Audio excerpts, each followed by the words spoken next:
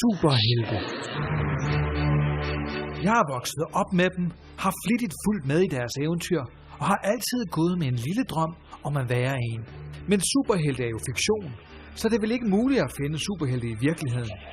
Men omvendt, Batman har for eksempel ingen superkræfter, så hvorfor egentlig ikke? Så jeg har besluttet mig for at lægge tegneserierne væk og gå på jagt efter Virkelighedens Superhelte.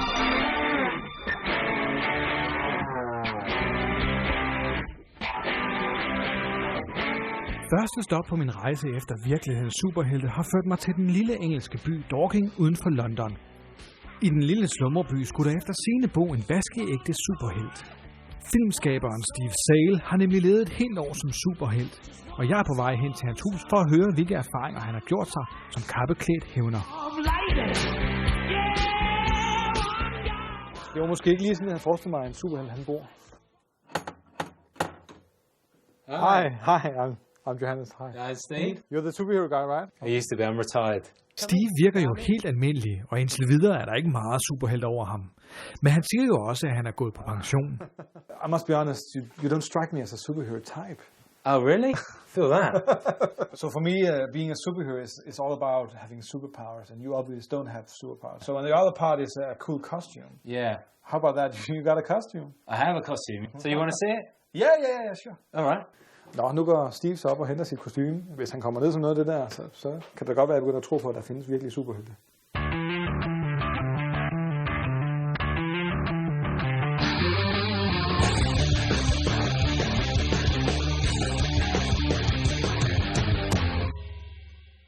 Okay, you ready, guys? Okay, you're not Steve anymore. Who are you now? I'm SOS. It also means speed of sound, because I'm a kind of sound-based character. I do have a rape alarm as well. A rape alarm? Yeah. If I get into a sticky situation, I can just turn this on. You see, it's loud, but for me, it's fine, because I put these on. Yeah, I can see. That's clever. That's actually clever. I've been in a few sticky situations, but I've never had to use it. Most of last year, I was trying to be and behave like a real-life superhero. What did you do? What kind of situation? Well, I tried to fight crime. Fight crime? You know, if you call yourself a superhero, you got to give it a go. I got into a sticky spot with some shoplifters once, you know, and I managed to catch the guys and phone the police. In that outfit? In this outfit. Wow. Yeah. Steve fortæller også, hvordan han tidligere gik regelmæssigt på patruljer for at skabe ro i byen. Så nu vil jeg se, hvordan et lille bymiljø reagerer på en skriggul superhelt. Are you up for a walk? Yeah, sure. Steve kører til daglig rundt i en lille Renault, men som SOS havde han faktisk en superhelte-scooter. Den blev desværre stjålet. You alright? Do you want any help?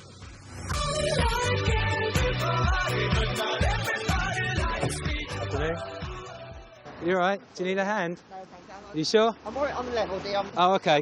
All right. Thank you very much. No problem. How far would you go putting yourself on the line in helping people? You know, if you were just to try and stop a fight, I mean, anything could happen. You know, someone could be carrying a knife. You have to weigh up the situation. Can I do something about that? There's nothing wrong, I mean, with picking up the phone and phoning the police. Someone needs to do that, you know? So, do people sometimes call your name? Yeah, you get everything. You know, Spider-Man. You know, I had somebody call me Pants Man or something as well. I don't know what that means. Steve siger, at han kender en hjemmeside, som jeg skal se. En side, som kan hjælpe mig med at finde frem til nogle af de aktive superhelte ude i verden. This is a registry of all the known superheroes. Yeah. So it's not just people playing in costumes.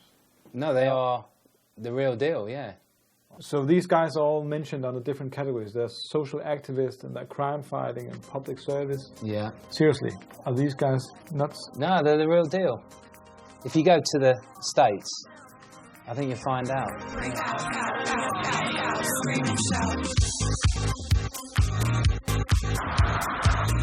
Jeg har fulgt Steves råd og taget til USA. Første stop er New York. I New York vil jeg forsøge at komme i kontakt med organisationen Superheroes Anonymous, en organisation, der hjælper personer, der gerne vil være superhelte. En af grundlæggerne for organisationen hedder Lazarus. Hans superheltenavn er Life, og jeg har fået fat i ham på telefonen. Han har sagt ja til at mødes med mig. I nat tager vi sammen på patrulje i Harlem-området. Okay, see you there. Bye-bye.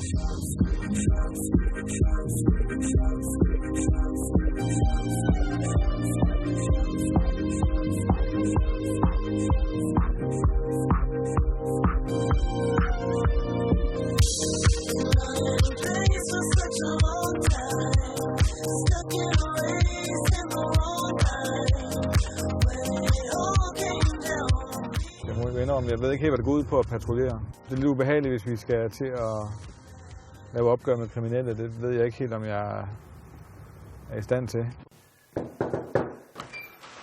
Hey, Hi. Chaim, Life, come on in. This is our Superheroes Anonymous flag. You know, it's the anonymous face. Everybody could be a superhero. Why do you think there was a need for an organization like that? There were a lot of real-life superheroes who were on MySpace and on different forums and stuff like that. So I figured that if I can bring them all together, the world could see that this wasn't just one guy here or one guy there, but this was really a movement. How many superheroes are there in this city? Maybe a good 15. Sometimes we go on patrols together. It's good for if you're going to like do some drug busting and you're going to like kick a gang out of a park. Chaim viser mig et videoklip, hvor New Yorker superhelten Dark Guardian konfronterer en af byens hårde narkohandlere. You gotta go. You gotta get out of the park. I got you on video. I got you on audio selling drugs. You gotta leave. Dude, you're on film right there, dude. How long I've been sitting there, man? I don't care, dude. You're not selling out here. Yeah, I And I understand. didn't offer you so you nothing, so fuck off. All right, man. You okay? Don't You do better nothing, you better have a badge, man. Don't do nothing, If bro. you don't have a badge, don't come over here fucking with me, man. Dude, Alright? don't. Mind your fucking No. business, alright? This is my business. Yeah, I'm calling to report a drug dealer. It is Washington Square Park. I'm on the northeast corner. We're right on the inside, we're on the bench. Konfrontationen ender med, at Dark Guardian ringer efter politiet, hvilket får narkosælgeren til at forlade parken. Thank Et fredeligt udfald, hvilket der aldrig er garanti for. It's really dangerous. I don't advise anyone to do it. So I'm much more down with helping out a homeless person. A clean pair of socks to a guy who maybe it rained yesterday and hasn't changed his socks since. He appreciates that far more than, you know, America appreciates me kicking drug dealers out of the park for a few hours. So we have all these great supplies for the homeless people. Toothbrushes, these are chemical warmers, razor blades, lots of socks. We have vitamins, you know, pair of jeans. The homeless people are very victimized. This is someone who can't lock his door. People are often robbed. They're raped, they're assaulted. So I like to, you know, let them know that someone's watching out for them. You go out, you don't go out like this. You have No, I a suit up. suit. Okay, so I guess we will have to get you suited up then. Let's do it. This is a religious garment.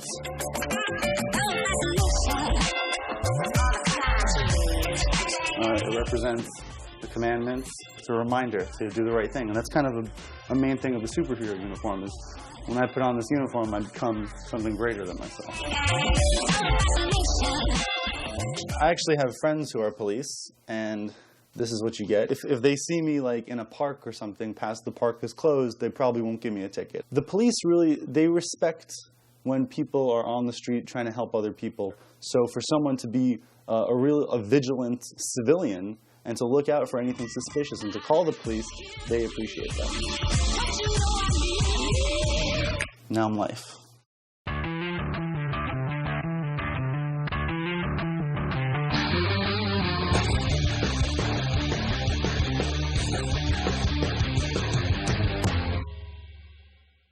Now I'm a real life superhero. You know, when I have the boots on, and when I have the mask on, and the whole gear going, I feel like I can do anything. Overalt i New York kan man møde hjemløse på gaden, men Life har et bud på, hvor vi kan finde flest. Foran katedralen St. John the Divine mødes mange hjemløse, da de her kan få gratis mad fra en suppevogn. Do you guys need any like toothbrushes, candy, socks, anything like that? Your socks? There you go. Yes. No problem. No problem. ¿Cómo está, amigo? Oh, my drink. How are you doing? That's okay. I have some chocolates for you. Yeah. Thank you for your generosity. Oh, no worries, man. Yeah, I'm Life, by the way. Lewis. Life. I'm a real-life superhero. So I think that you guys are like two angels who came down. Jeg har aldrig prøvet at blive kaldt en engel før, og så endda bare på grund af en tandbørste. At hjælpe fremmede på den her måde er noget, man næsten bliver høj af. How you doing, my friend? Men det er ikke alle hjemløse, der spørger efter sokker, slik og tandbørster. $2 to go home. I'll give you a buck. Keep it up, man. Be strong, all right? You too. Yeah, see ya. There was this one guy called Frank, which was an alcoholic, and you gave him some money. Isn't that fueling his problem, or? It is. I offered him the things that I can give him, but the truth is that he's an alcoholic and he's sick. I don't claim to be able to help people in the long run. What I do is just really a band-aid on a big sore. Why couldn't you do it without the mask and just as yourself? As a superhero, I'm a recognizable symbol. I'm representing something bigger. I act greater because of it. So even the smallest child, and there are homeless children, understands, hey, it's a superhero, like the comics, like the movies. He's here to do good. He's here to help us. Leif har aftalt at mødes med 2 af byens øvrige superhelte, som gerne vil med på patruljen. What's up, guys? Shade, looking great, man. What's up, Blindside?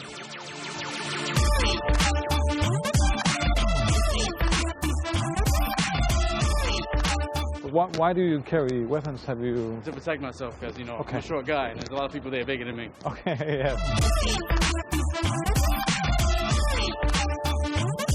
So what are you checking for there? Whatever, you know, people doing drugs. You need like food or yeah? How about socks? You need some socks? Yeah, please.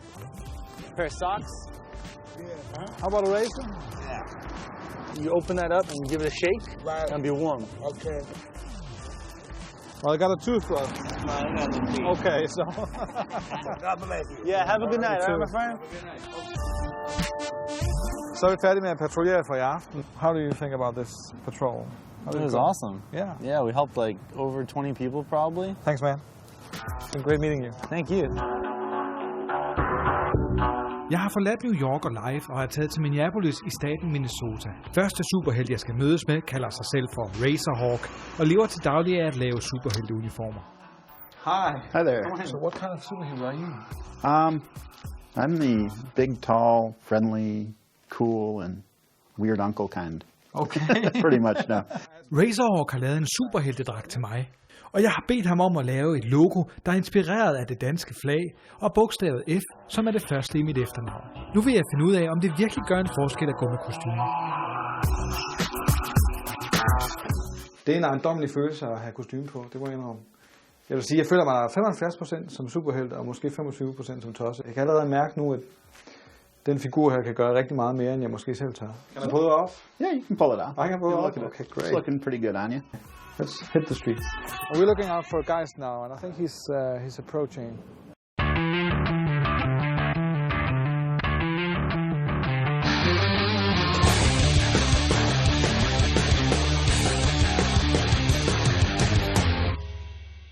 I'm Johannes. Johannes. Nice to meet you. Yeah. Nice to meet you. How did you come up with this look? Well, I kind of like cowboys. You have some deep pockets. Oh, yeah. And I carry plenty of things. What do you carry? Oh, a lot of surprises. Oh, what's that? That's a flexible baton. That's like what the police uses, right? Yeah. Oh, that's painting. Yeah. That's And spray it's painting. Neutral gray. Paint it over, obliterate the gang tags. I do carry a few of these. What are that? Oh. This is a massive smoke bomb. Pepper spray and stun weaponry. To me, real low tech. It's What's a the bag bag? of marbles. On the sidewalk, it could be a barrier between you and someone. So I guess we're ready to go patrol. What are we looking for? Well, we're looking for people to help. It can be really subtle or really obvious.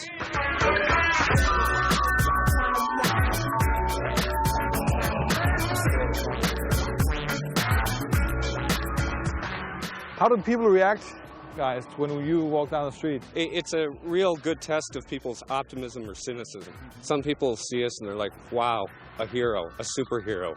I want to believe. Other people are like, you guys are nuts. You're making fools of yourselves. We're like, who cares? Real life superheroes. Excellent. Thanks, man. Guys, so friendly. Have you? Really? C-I-E-S-T. Yeah. Guys, what about you? I'm Razorhawk. Razorhawk? You Yep. guys have a card in case I'm in need? He does. What the fuck you talking about, I do, dude? but I think what you're we've doing been doing is this. freaking cool. Keep doing what you guys are doing. It's good for the society. Thank you. How about your family? Do they know what you do at night? Some do, most don't. So how do you keep a secret like this from them? I go to parks or cemeteries or alleys to change. Phone booths don't work.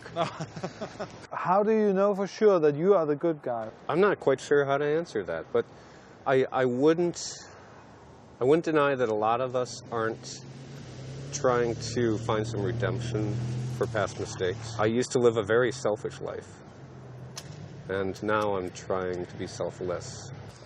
I've been thinking about names because I got this F on my chest. Yes. What makes a good hero name? Freedom, Fantastico. Fantastico. Sounds a bit like a magician. I think freedom is better. This is it. This is people serving people. Yes. And they house a lot of people. Yeah. Some of them on the run from bad situations, some just homeless. Hello, sir. How are you? We're real-life superheroes. We have some things to donate. Så har vi lige afleveret en masse mad. Well, I think it felt good to do Yes. that. Guys, it's been great patrolling with you tonight. I think we did some good stuff out there. Yeah. Me too. Yeah. It's been fun.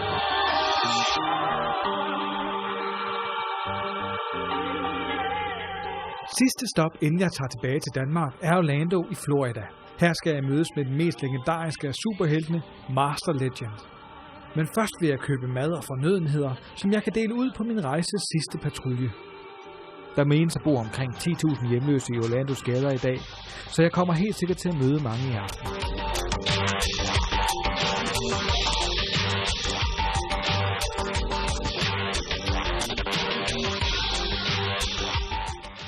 Så har vi pakket en taske med ting til hjemløse i aften. Geist foreslog mig et superheltenavn, og i aften går jeg på patrulje under navnet Freedom.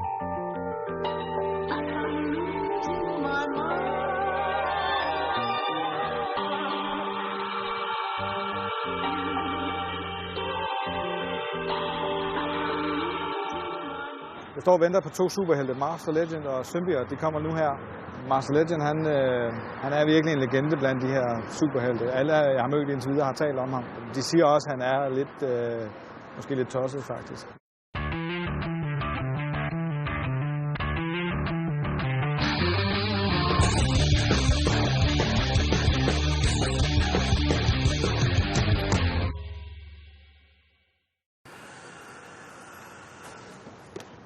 Guys. Hey. Hey, how are you? I knew I couldn't miss you. Hi, I'm Johannes. Freedom. Freedom, yeah. Well, look at there. Well, I'm Master Legend, as you well know. And you brought something you called the Iron Fist. Oh, well, I don't think we might be needing it tonight. The Iron Fist. Oh, wow. Is a powerful weapon. I guess it's also illegal. How does the police...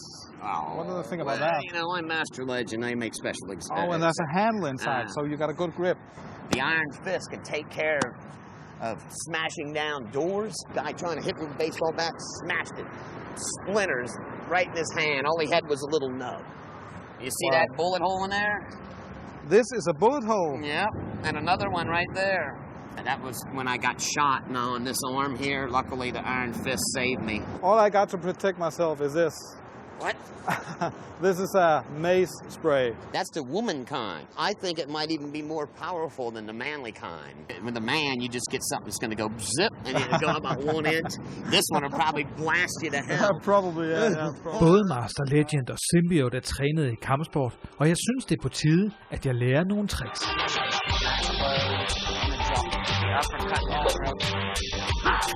I'll just step out and then right into it. Right in. This, okay? And then you can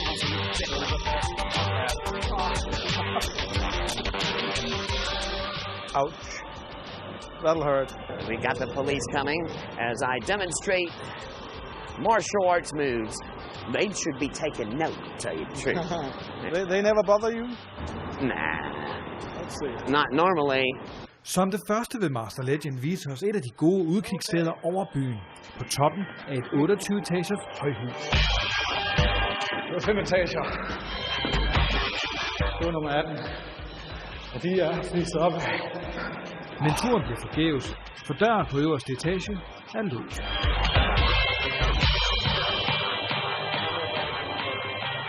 Not quite the view I was trying to show you. So what do you usually encounter on your walks, on your patrols? Normally just people needing some help, but then there's always a troublemaker. En af grundene til, at Master Legend i dag hjælper de svageste i samfundet, er, at han selv som teenager levede som hjemløs. En tilværelse, han var tvunget ud i på grund af en hård far, der ikke kendte til næste kærlighed. As long as I can remember, my daddy was in the Ku Klux Klan, and he put me through all these fighting classes, little kid fights too. They had money being vetted, and I was one of those fighters.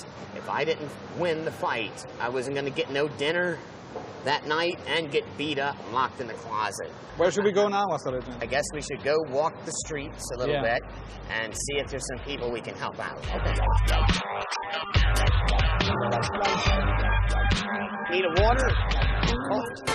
I got some clean socks. Oh, wow. Clean socks.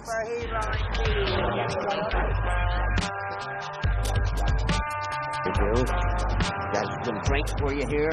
Now the next thing to do is hope he's alive. Yeah, he's breathing. Okay. Man ved jo ikke, om han er live eller ej. Han ligger fuldstændig stille. Vi har jo bare tjekket. Jeg tænker, hvor mange mennesker, der går forbi ham.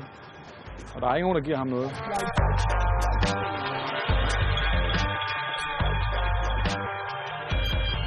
I got some razors as well. So shaving, is that something you... Det er tydeligt, at mange af de hjemløse, vi møder, går op i personlig hygiejne. Mange af dem bruger dagstimerne til at lede efter beskæftigelse. Så for dem kan et stykke sæbe eller et barberblad måske ende med at give dem et job. Socks or food, what is best? Deodorant. Deodorant? Yes, this. Yeah, okay. Shampoo. Yeah. And this. Toothpaste. Yeah, okay. Men det er ikke alle de hjemløse, der vil have hjælp af en superhelt i spandex.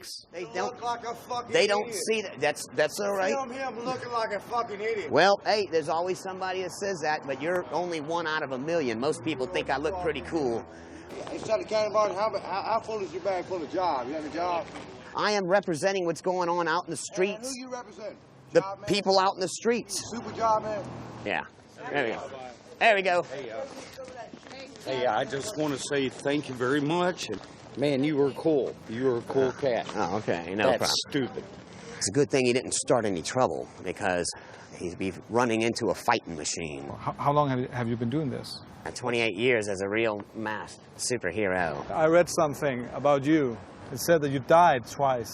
I was born with a veil on my face that suffocated me the moment I was born. I died for a few minutes, but the doctors revived me. The second time happened when I was 14. I was sleeping in a boat. A gas tank got knocked over. I was asphyxiated with the gas fumes. Luckily, a friend of mine came along and got a paramedic, and they managed to revive me. I've also heard you have superpowers. The last time I died, my spirit got divided, so a part of me still lives in the metaphysical world, normally able to heal people up. I can freeze computers up and to be able to use my psychic abilities to see into the very souls of people. When you tell people this, don't they say you're crazy? There's a lot of people that have been through it and know exactly what I'm talking about. They're thankful that I'm around to make them feel like they're not so crazy. Great patrolling with you. Yeah, it was great meeting you, man. Wow. Do you think I can pass as a superhero? I believe you have what it takes. It's the superhero's power punch. Jeg er tilbage i Danmark, og det er slut med spandex, kapper og heltenavne. De 8 superhelte, jeg fik mødt, har dog gjort et stort indtryk på mig. Jeg beundrer det, de gør. Bliver jeg spurgt, om de er tossede, må svaret være ja. Men det må stadigvæk være den absolut bedste måde, man kan være tosset på. Behøver de kalde sig for superhelte? Nej, nok ikke. Men jeg kan sagtens forstå, hvad det giver dem at bruge superheltetitlen. For verden har brug for helte. Om det så er brandmænd, læger eller de superhelte, jeg har mødt. Det handler om at gøre en forskel, når man kan. Og så længe der er nogen, der er dårligere stillet end en selv, så kan selv en lille handling gøre en stor forskel. Så jeg synes, at enhver storby har fortjent en virkelig superhelt.